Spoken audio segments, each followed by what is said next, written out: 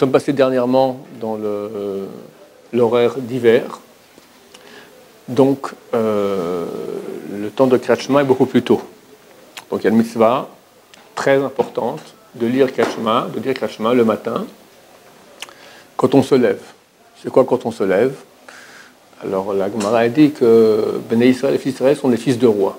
Ils se lèvent tard.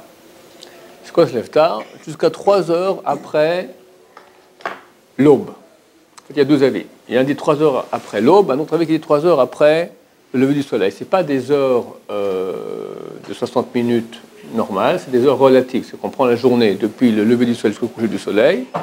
On prend cette période de temps, on la divise par 12, et on obtient la longueur d'une heure relative. Donc en hiver, les heures sont courtes, et en été, elles sont longues. Et plus on est proche des pôles, plus elles sont longues en été, elles sont courtes en hiver. Donc par exemple à Paris, ou même ici en Israël, en hiver, le temps de Kriyat Shema, il est très tôt. Actuellement ici en Israël, c'est 8h moins 5. Ça, c'est, d'après Chazal, c'est la grasse matinée. D'accord? C'est les fils de rois qui se lèvent tard, 3 heures après le temps normal que les gens se lèvent normalement. Alors c'est quoi l'aube? L'aube, c'est quand il fait tout nuit, et à l'est, très éloigné, on commence à faire un peu plus clair. Ça, c'est l'aube. C'est 1h12 avant le lever du soleil. Lever du soleil, c'est le lever du soleil. Maintenant, il y a deux avis. Le premier s'appelle Magen Avraham, le deuxième c'est le Gra, le Gaon de Vilna. Un dit qu'il faut compter depuis 3 heures, on peut le dire jusqu'à 3 heures après l'aube, c'est le Magen Avraham. Et l'autre, il est plus laxiste, il dit non, on peut compter jusqu'à 3 heures après le lever du soleil. Les Sfaradim tranchent comme le premier avis. qu'en cas de force majeure, vraiment ça ne va pas, ok, alors tu as encore le deuxième avis sur qui compter. Mais normalement, il faut déjà, avant 8h moins 5, les jours avant fini, Kriyat Shema. À ce propos, une petite histoire qui va nous renforcer sur le sujet. Parce qu'il faut se renforcer beaucoup, parce que le matin, c'est dur de se lever des fois. Quitte à, si vraiment tu n'as pas le choix, tu te lèves, Kriyat Shema, tu te rendors, d'accord? Dimanche, jour du Seigneur, les gens, même les Juifs, ont été touchés par le jour du Seigneur.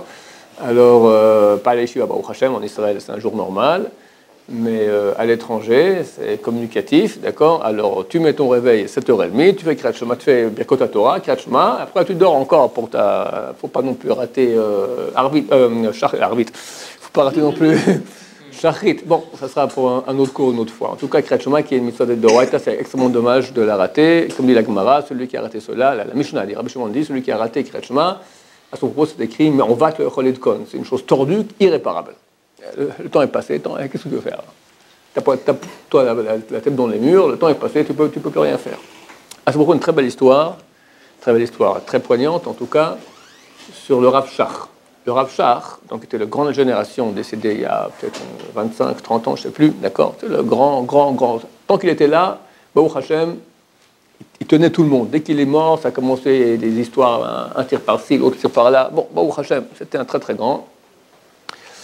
Et un jour, un monsieur rentre chez lui et il est en train de dormir le matin. Il y avait des gens, il y avait ses chamachim, des gens, etc. J'ai eu la chance de rentrer quelques fois chez lui, il n'y a rien. Hein. C'est comme une classe ici de la yeshiva.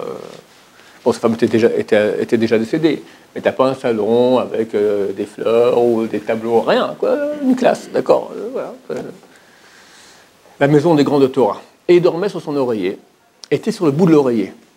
Et il dormait comme ça, et sa tête, comme ça, elle tombait, tac, tac, tac, tac, tac, tac, hop, il remontait, tac, tac, tac, tac, tac, tac, tac, tac, tac, hop, et il remontait, à moitié endormi, comme ça, et hop, comme ça. Alors le monsieur, il a eu pitié du Rav, alors très silencieusement, il va pour tirer un peu l'oreiller comme ça, pour que la tête puisse se poser bien. C'est dommage, le Rav Shach, peu d'heures qu'il dort, moins qu'il dorme bien. Directement, évidemment, le Rav se réveille, il dit, qu'est-ce que tu as fait? Non, c'est pour que l'oreiller, pour que ce soit mieux, vos têtes, elles tombent. Non, laisse comme ça. Après, il lui raconte, il dit, quand j'étais petit, je demandais à ma mère tout de me réveiller pour faire Kriyat Shema, comme le Magen Avraham, le premier temps. Et un jour, elle a raté. Elle a oublié. Je me réveillais après le temps de Magen Avraham. C'était encore dans le temps du Gaon de Vilna, mais j'ai pleuré une journée entière.